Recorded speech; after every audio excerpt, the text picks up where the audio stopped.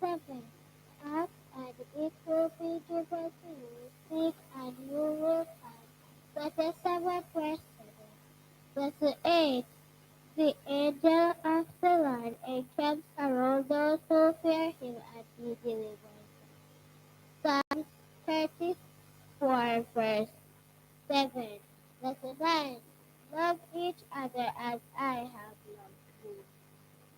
John 15, verse 12. Verse 10. Hold on to what you have so no one will take your crown. Revelation 3, verse 11.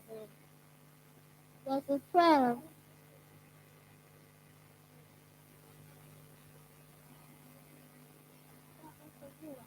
Well done, God and faithful salvation. You have been faithful with a few things. I will put you in charge of many things. Matthew 25, verse 23. 12. Forgiven and you will be forgiven. Luke 6, verse 37.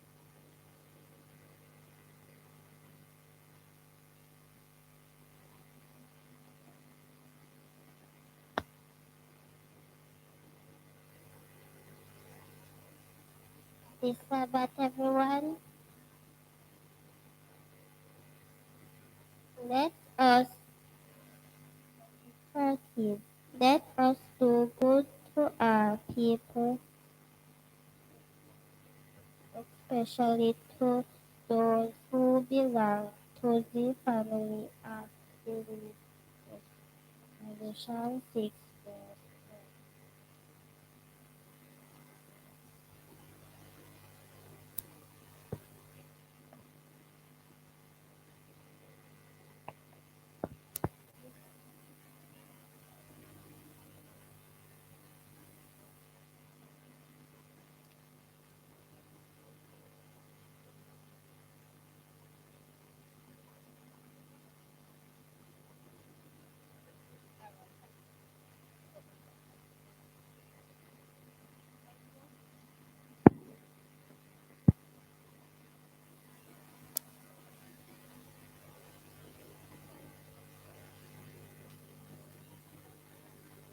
Amen.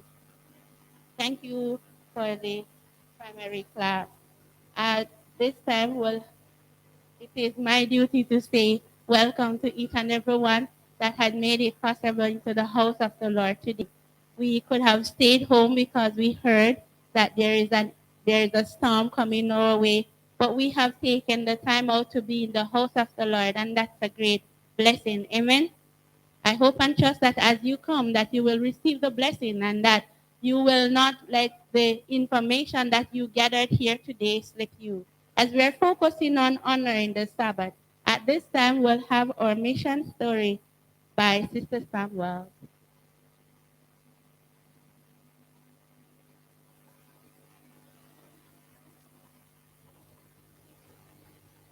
Happy Sabbath, brethren. The topic for our mission story is honoring the Lord of Sabbath. It all started in the 5th grade. For the first time, Philip was required to attend a religious class at his private school in Brazil. His parents explained to the principal that their family was Seventh-day Adventist and asked for Philip to be excused. The principal saw bigger future problems waiting for Philip. How will he graduate without attending classes on Saturdays? The principal asked. In high school, a lot of classes are scheduled on Saturdays and isn't every day God's.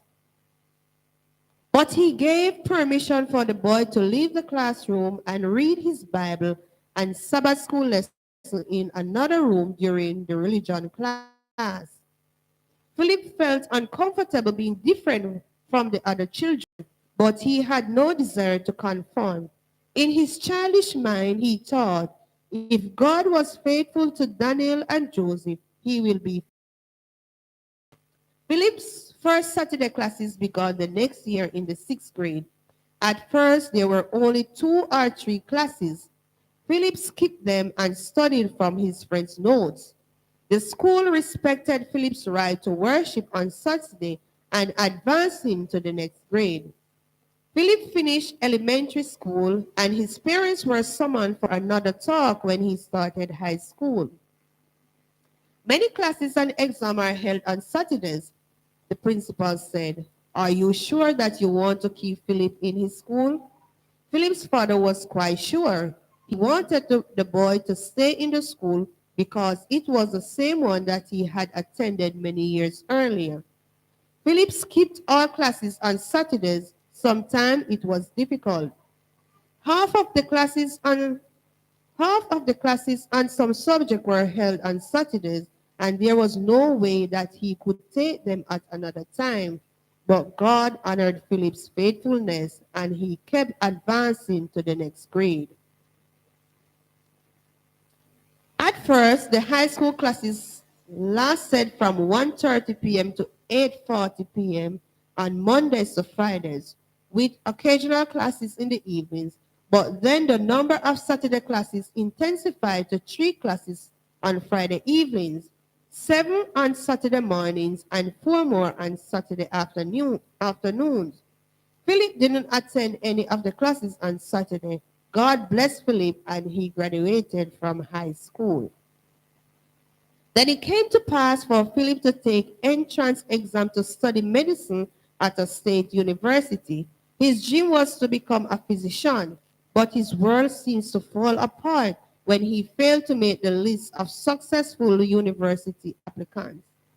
I've always been faithful, he prayed. Why aren't you blessing me? Although he felt sad, he also tensed the peace that comes from trusting the God who knows everything, hears everything, and sees everything. He took the entrance exam for the private university where his father worked. To this day, he remembers the theme of the essay, Science and Religion.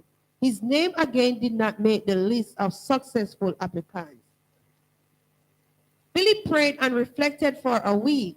Then the university released a second list of successful applicants, and his name was at the top. His essay had scored top marks. Saturday classes remained a problem at the university. In Philip's third year, he had a class that met 4 periods a week, including 2 on Saturday. He skipped the Saturday classes, and the teacher failed him. Philip's academic advisor couldn't help. How are you going to become a doctor? He said. This profession will demand a lot from you. We can't do anything for you.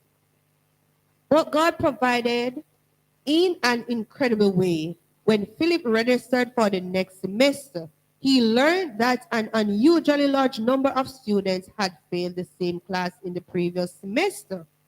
As a result, an extra class would be offered, and it did not meet on Saturdays. It was his opportunity to retake the class from the same teacher. Philip passed the class. During his time at the university, many teachers asked about his absence from Saturday classes, and they showed a great deal of respect for him and religious freedom when he explained his conviction about the 7-day Sabbath.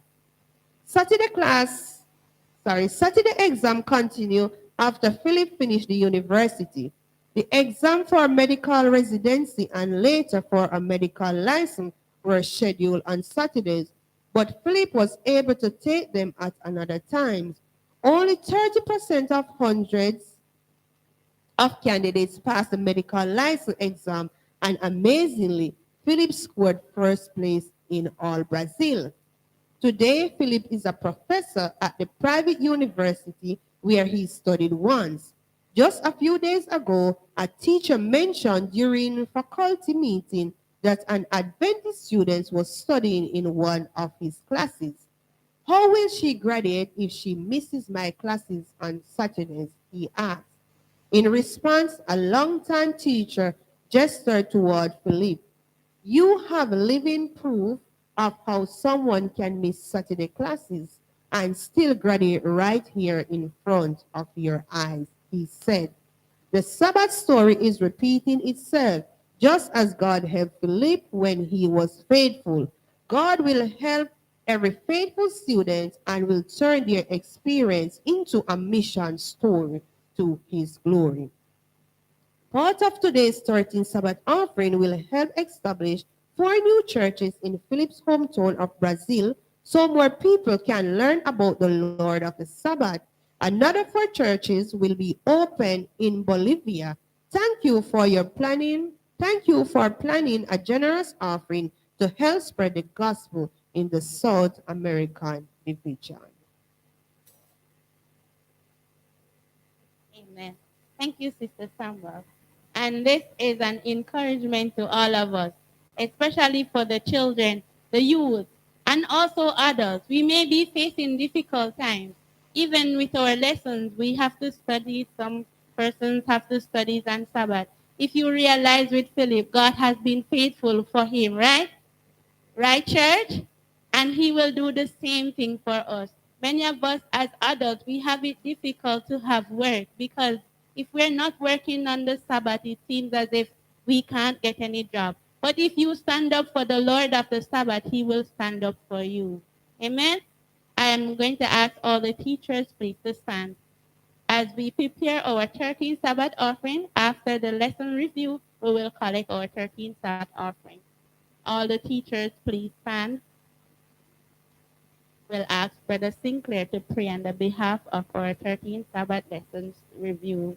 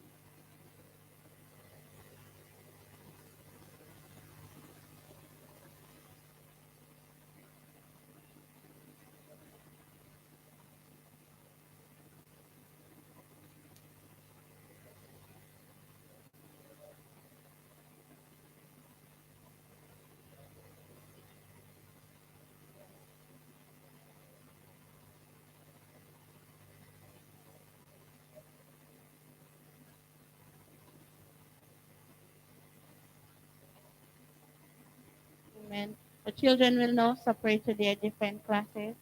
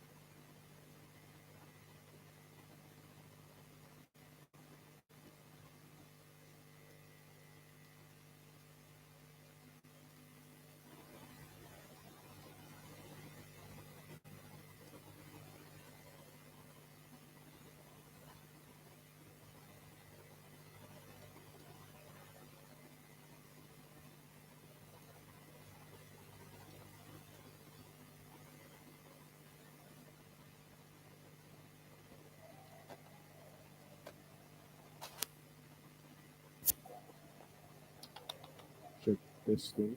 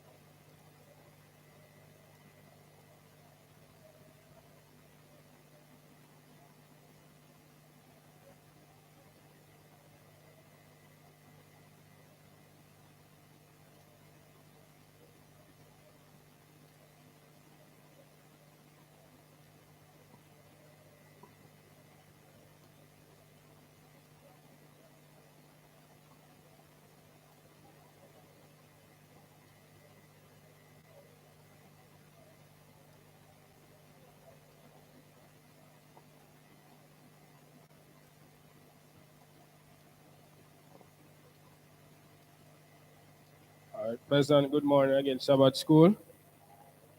We will be having a glimpse back through our 12 lessons that we would have studied, and then we see how best we can delve into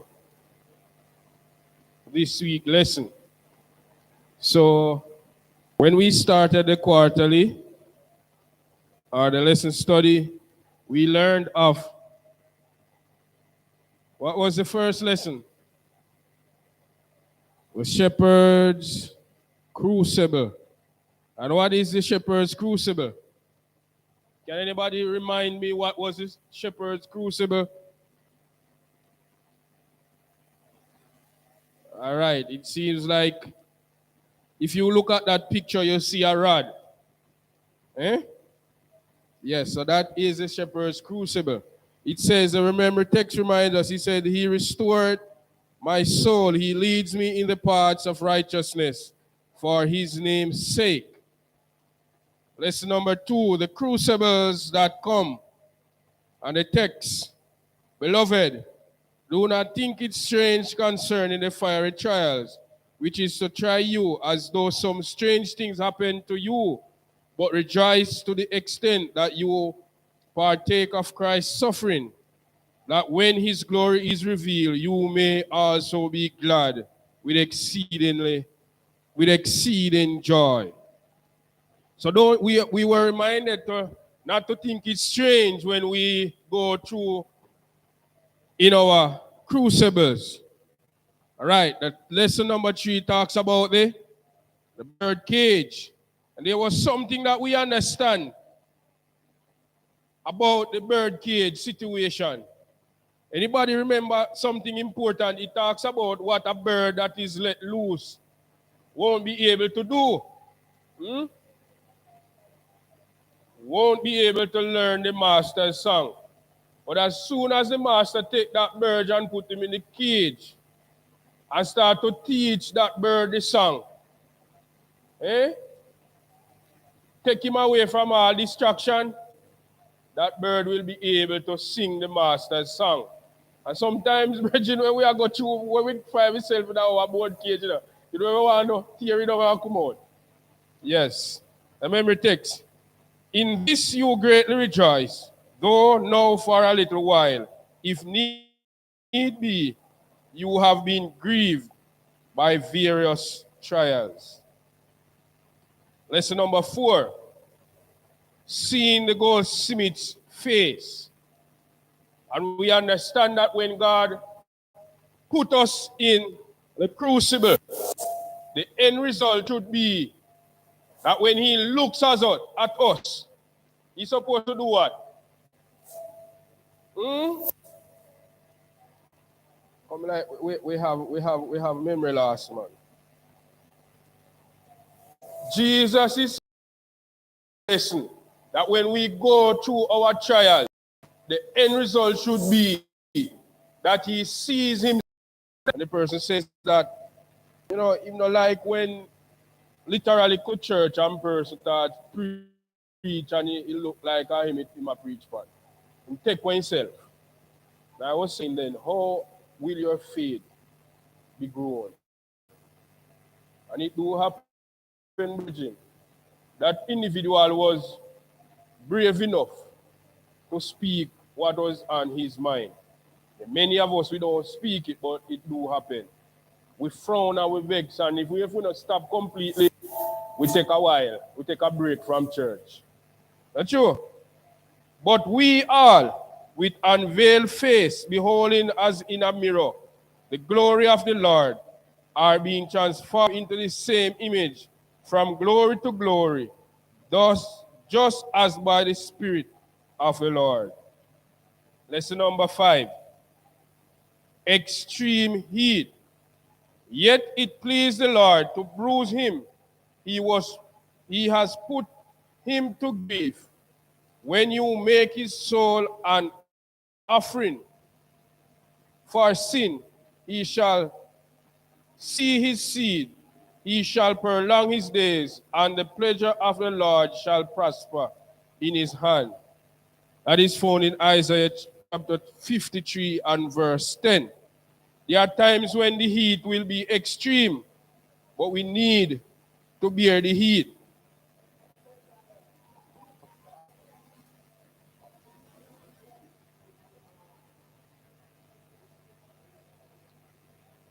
It pleased God the Father to put Jesus into this trial, so that at the end of it all, when you and I accept what Jesus has done for us, not just to say, hey, I believe that Jesus died for me and all, but to live according to the will of God, then it will please him to say, I did not allow my son to go through all of this in vain.